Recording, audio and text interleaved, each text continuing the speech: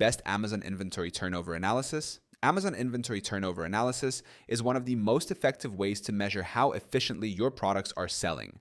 It calculates how many times you sell and restock your inventory over a set period, helping you identify which products move fast and which may be tying up capital unnecessarily.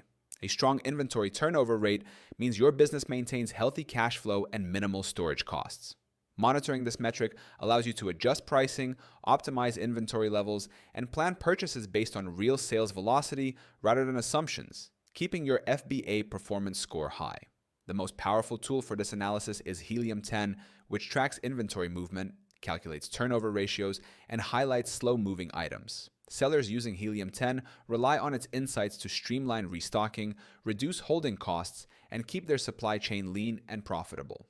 You can start using Helium 10 for free right now by clicking the link in our description. It gives you instant access to inventory turnover tracking, forecasting, and analytics tools that help you manage your Amazon business efficiently and boost profitability.